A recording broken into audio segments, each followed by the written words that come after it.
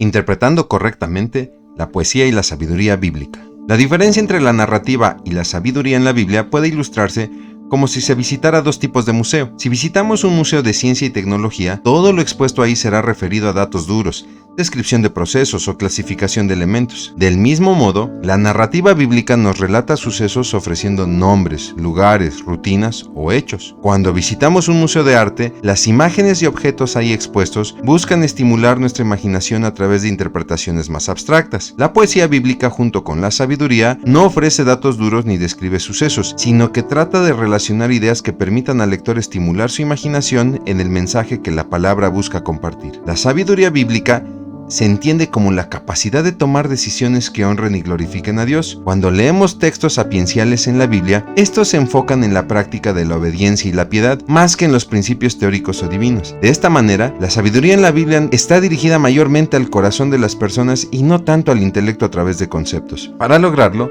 la sabiduría se apoya en el lenguaje poético a través de figuras literarias y modismos hebraicos con la finalidad de ofrecer una enseñanza memorable. La sabiduría puede ser especulativa cuando busca responder preguntas como ¿cuál es el sentido de la vida o por qué sufrimos? La sabiduría también puede ser prudencial cuando presenta consejos o refranes para mostrarnos una mejor manera de vivir. La sabiduría no debe ser considerada como principios para el éxito o promesas de Dios, ya que esto no es su propósito. De este modo es importante evitar errores frecuentes en su interpretación, como fragmentar el texto. Aunque fragmentos de pasajes sapienciales pudieran parecer prácticos y poéticos, corremos el riesgo de sacarlos de contexto, como cuando se toma la frase de Eclesiastés: hay un tiempo para nacer y un tiempo para morir, y pretendemos explicar que debemos ajustarnos a un tiempo que Dios ya tiene predispuesto. No olvidemos que el propósito del pasaje es hacer conciencia de lo transitorio de la vida, por lo que no debemos afanarnos por cosas de las cuales no tenemos el control, como lo es el tiempo. Otro error es el malinterpretar las figuras literarias. El libro de Proverbios nos dice: mantente a distancia del necio, pues en sus labios no hallarás conocimiento. Esto no significa, como muchos han interpretado, que el cristiano no debe asociarse con aquellas personas que no son cristianas y que no conocen la Biblia. Cuando el libro de Proverbios habla del necio, se refiere al infiel que vive de manera egoísta en sus caprichos y no reconoce otra autoridad superior que la de ellos mismos. Lo que Proverbios nos advierte es que no tendremos sabio consejo de parte de aquellos que solo se ocupan de sí mismos. Un error también frecuente es no seguir el argumento de lo que se está tratando. Decir que a las personas malas siempre les va mal, tomando como referencia el pasaje de Job: el impío se ve atormentado toda su vida, puede ser una enseñanza imprudente. Por un lado, estas palabras son pronunciadas por Elifaz, quien acusaba injustamente a Job de su situación por estar ocultando un pecado. Por otro lado, vemos en varios pasajes de la Escritura que el impío prospera en esta vida, para que entendamos que Dios es soberano y no pierde el control de las cosas, y que la prosperidad económica no es un estándar de santidad. Los libros de sabiduría en la Biblia tienen el propósito de heredar una enseñanza más que de describir un suceso. El libro de Job pertenece a la sabiduría especulativa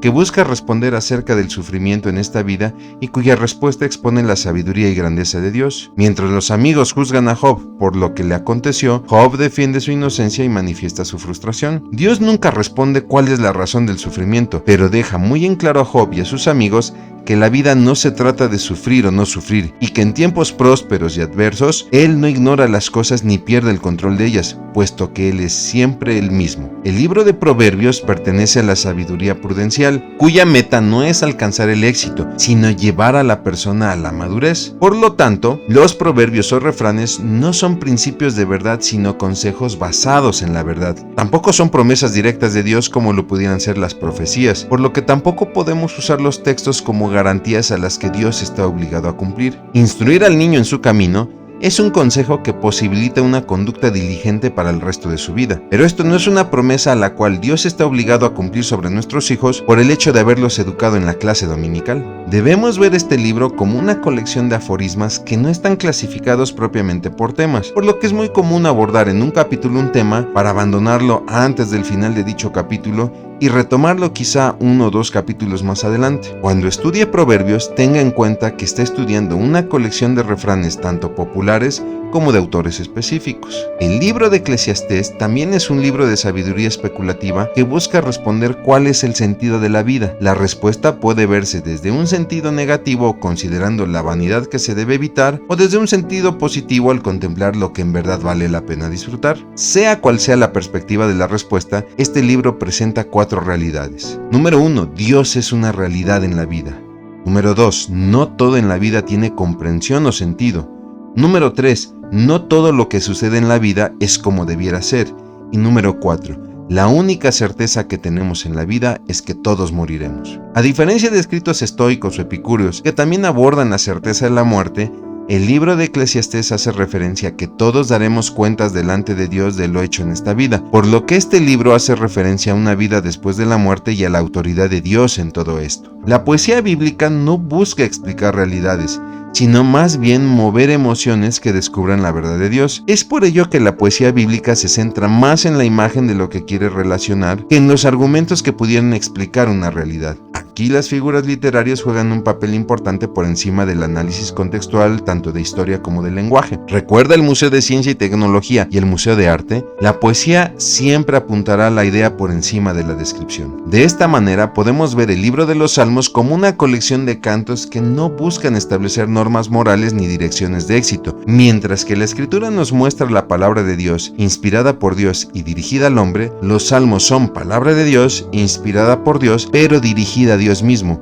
en lo cual nosotros podemos reconocer sus atributos y su realidad, así como comprender nuestra realidad vulnerable frente a Él. El libro de Cantar de los Cantares también es una canción, en este caso de amor, la cual narra la atracción entre un hombre y una doncella. Tal atracción describe los atributos físicos de la pareja, así como declaraciones de amor, juegos de seducción, el éxtasis del encuentro, la frustración de la distancia que los amantes experimentan y la rendición que se tienen el uno por el otro.